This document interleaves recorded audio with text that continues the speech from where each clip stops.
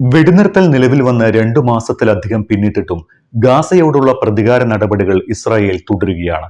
ഗാസയിൽ സഹായഹസ്തങ്ങൾ നൽകുന്ന അന്താരാഷ്ട്ര സംഘടനകളുടെ ലൈസൻസ് റദ്ദു ചെയ്തുകൊണ്ട് പ്രതികാരം ചെയ്യാനാണ് ഇസ്രായേലിന്റെ അടുത്ത നീക്കം.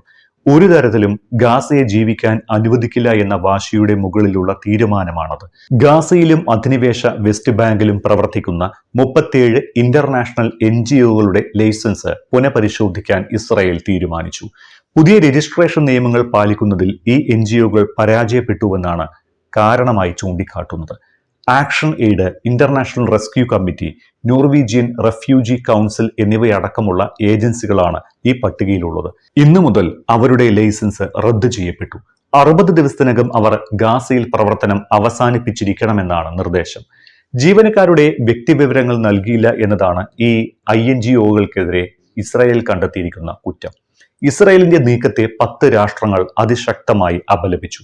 ഇത് അവശ്യവസ്തുക്കൾ ലഭ്യമാകുന്നതിനെ രൂക്ഷമായി ബാധിക്കുമെന്നാണ് UK, യൂറോപ്പ് അടക്കമുള്ള മേഖലകളിലെ രാഷ്ട്രങ്ങളുടെ വിമർശനം. UK, France, Canada, Denmark, Finland, Iceland, Japan, Norway, Sweden, Switzerland എന്നീ രാഷ്ട്രങ്ങൾ ഇത് സംബന്ധിച്ച് സംയുക്ത പ്രസ്താവനയും നടത്തി. ആവശ്യമായ അളവിൽ അവശ്യവസ്തുക്കൾ ഗാസയിൽ എത്തിക്കാൻ ഈ സംഘടനകൾ ഇല്ലാതെ സാധിക്കില്ല എന്നാണ് സംയുക്ത പ്രസ്താവനയിൽ ഇവർ പറയുന്നത്. അതേസമയം ഇറാൻ ഗാസ വിഷയങ്ങളിൽ അതിശക്തമായ നിലപാട് പ്രഖ്യാപിച്ചുകൊണ്ടാണ് കഴിഞ്ഞ ദിവസം അമേരിക്കൻ പ്രസിഡന്റ് ഡൊണാൾഡ് ട്രംപും ഇസ്രായേൽ പ്രധാനമന്ത്രി ബെഞ്ചമിൻ നെതന്യാഹുവും ഫ്ലോറിഡയിൽ കൂടിക്കാഴ്ച നടത്തിയത്.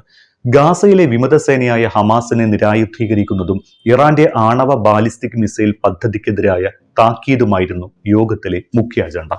എന്ത് വില കൊടുത്തും ഹമാസിനെ നിരായുധീകരിക്കുമെന്ന് ട്രംപ് താക്കീത് നൽകിയിട്ടുമുണ്ട്. ബാലിസ്റ്റിക് മിസൈൽ വ്യാപിപ്പിക്കാനുള്ള ഇറാനെതിരെ ആക്രമണം നടത്തുമെന്നാണ് ട്രംപിന്റെ ഭീഷണി. അതേസമയം ഗാസ യുദ്ധം അവസാനിപ്പിക്കാൻ അമേരിക്ക ആവിഷ്കരിച്ച വെടിനിർത്തൽ സമാധാന കരാറിന്റെ 2ാം ഘട്ടത്തെക്കുറിച്ച് അമേരിക്കയോ ഇസ്രായേലോ ഒന്നും മിണ്ടിയിട്ടില്ല എന്നതും പ്രത്യേകം ശ്രദ്ധിക്കേണ്ട കാര്യമാണ്. ഹമാസിനെ നിരായുധീകരിക്കുന്ന കാര്യത്തിൽ ഒരു വിട്ടുവീഴ്ചയ്ക്കും തയ്യാറല്ല എന്ന് US ശക്തമായ നിലപാട് കൈക്കൊണ്ടിട്ടുണ്ട്. ട്രംപിന്റെ സമാധാന പദ്ധതിയുടെ 1ാം ഘട്ടം പ്രാബല്യത്തിൽ വന്നപ്പോഴും ഹമാസിന്റെ നിരായുധീകരണം സുപ്രധാന നിർദ്ദേശവും അജണ്ടയുമായിരുന്നു. ഈ യോഗത്തിന് ശേഷവും നിരായുധീകരണത്തിൽ ഹമാസിന് മേൽ സമ്മർദ്ദം ചെലുത്തുകയായിരുന്നു ഡൊണാൾഡ് ട്രംപ്. നിരായുധീകരണത്തിന് തയ്യാറായില്ല എങ്കിൽ ഹമാസിനെ കാത്തിരിക്കുന്ന ഫലം അതിഭീകരമായിരിക്കുമെന്നാണ് ട്രംപിന്റെ താക്കീത്. ഹമാസിന് വളരെ കുറഞ്ഞ സമയം മാത്രമേ നിരായുധീകരണത്തിന് നൽകൂ എന്ന് ട്രംപ് പറഞ്ഞിട്ടുണ്ട്. എന്നാൽ ഈ സമയത്തിനകം സമ്മതിച്ചതുപോലെ നിരായുധീകരണത്തിന് അവർ സമ്മതിച്ചില്ലെങ്കിൽ അവരെ കാത്തിരിക്കുന്നത് ഭയാനകമായ നാശമായിരിക്കുമെന്നാണ് ട്രംപിന്റെ മുന്നറിയിപ്പ്. അഥവാ നിരായുധീകരിച്ചില്ലെങ്കിൽ ഹമാസിനെ തുടച്ചു നീക്കാമെന്ന് ചില രാജ്യങ്ങൾ വാഗ്ദാനം ചെയ്തിട്ടുണ്ട് എന്നും ട്രംപ് പറയുന്നു. ഇറാന്റെ ആണവ പദ്ധതിയുടെ വ്യാപനമായിരുന്നു യോഗത്തിലെ മറ്റൊരു അജണ്ട. ഇറാൻ തങ്ങളുടെ ആണവ കേന്ദ്രങ്ങൾ പുനർനിർമ്മിക്കാൻ ശ്രമിക്കുകയോ ആണവ പദ്ധതി വികസിപ്പിച്ച് ബാലിസ്റ്റിക് മിസൈൽ പദ്ധതി വികസിപ്പിക്കാനോ ശ്രമിച്ചാൽ ഇറാനിൽ ബോംബിടുമെന്നാണ് ട്രംപിന്റെ മുന്നറിയിപ്പ്. ജൂണിൽ നടന്ന ആക്രമണത്തിൽ ഇറാന്റെ ആണവ കേന്ദ്രങ്ങൾ അമേരിക്ക തകർത്തിരുന്നു. അത് പുനരുദ്ധരിക്കാൻ ശ്രമിച്ചാൽ ഫലം ഭീകരമായിരിക്കുമെന്നാണ് ട്രംപിന്റെ മുന്നറിയിപ്പ്. ഇറാൻ ബാലിസ്റ്റിക് മിസൈൽ പദ്ധതി വ്യാപിപ്പിക്കുന്നു എന്ന വാർത്തയിൽ ഇസ്രയേലും അമേരിക്കയും ആശങ്കയിലാണ്. ഇറാന്റെ നീക്കം ഇസ്രയേലിന് ഭീഷണിയാകുന്നതിന് മുന്നോടിയായി തന്നെ അതിനെ ഇല്ലാതാക്കുമെന്ന് ഇസ്രയേൽ വ്യക്തമാക്കിയിട്ടുണ്ട്. ഇതിന് പിന്നാലെയാണ് ഇസ്രായേൽ പ്രധാനമന്ത്രി നെതന്യാഹു ട്രംപിനെ കാണാനെത്തിയത്. ഇറാനെതിരെ ആക്രമണം ശക്തമാക്കുന്ന കാര്യം ചർച്ച ചെയ്യുക എന്നതായിരുന്നു ഫ്ലോറിഡയിലെ കൂടിക്കാഴ്ചയുടെ ലക്ഷ്യം തന്നെ. അതേസമയം ആണവ പദ്ധതി സംബന്ധിച്ച് ഇനിയൊരു ചർച്ചയ്ക്കില്ല എന്ന് ഇറാനും വ്യക്തമാക്കിയിട്ടുണ്ട്. നെതന്യാഹുവുമായുള്ള കൂടിക്കാഴ്ചയ്ക്ക് ശേഷം മാധ്യമങ്ങളെ കണ്ടപ്പോഴെല്ലാം ഹമാസിൽ ശ്രദ്ധ കേന്ദ്രീകരിച്ചായിരുന്നു അമേരിക്കൻ പ്രസിഡന്റിന്റെ സംസാരം മുഴുവൻ. അമേരിക്ക തന്നെ പ്രഖ്യാപിച്ച ഗാസ വെടിനിർത്തൽ സമാധാന പദ്ധതിയുടെ 2ാം ഘട്ടത്തെക്കുറിച്ച് ഒരു വ്യക്തതയും വരുത്താൻ ട്രംപ് തയ്യാറായില്ല. ഗാസ വെടിനിർത്തലിനുള്ള സമാധാന പദ്ധതിയുടെ 2ാം ഘട്ടം എപ്പോൾ പ്രാബല്യത്തിൽ വരുമെന്ന കാര്യത്തിൽ ട്രംപോ നെതന്യാഹുവോ വ്യക്തത വരുത്തിയിട്ടില്ല. സമാധാന പദ്ധതിയുടെ ആദ്യഘട്ടം ഏതാണ്ട് പൂർത്തിയായി. മരിച്ചതായി കരുതപ്പെടുന്ന ഒരു ബന്ദി ഒഴികെ മറ്റെല്ലാവരെയും ഹമാസ് ഇസ്രയേലിന് തിരികെ നൽകുകയും ചെയ്തു. ഇതോടെ 2ാം ഘട്ടം ആരംഭിക്കാനുള്ള സമയമായിട്ടുണ്ട്. 2ാം ഘട്ടത്തിൽ ഹമാസിനെ നിരായുധീകരിക്കുകയും ഇസ്രായേൽ ഗാസ മുനമ്പിന്റെ ഭൂരിഭാഗവും ഉപേക്ഷിക്കുകയും വേണമെന്നാണ് നിർദ്ദേശം. പ്രദേശത്ത് ഒരു സാങ്കേതിക വിദഗ്ധ പലസ്തീൻ ഭരണകൂടം സ്ഥാപിക്കുന്നതും ഒരു അന്താരാഷ്ട്ര പോലീസ് സേനയെ വിന്യസിക്കുന്നതുമടക്കം 2ാം ഘട്ട പദ്ധതിയിൽ ഉൾപ്പെടുന്നുണ്ട്. ഗാസയുടെ പുനർനിർമ്മാണവും ആരംഭിക്കുമെന്നാണ് അവകാശവാദം.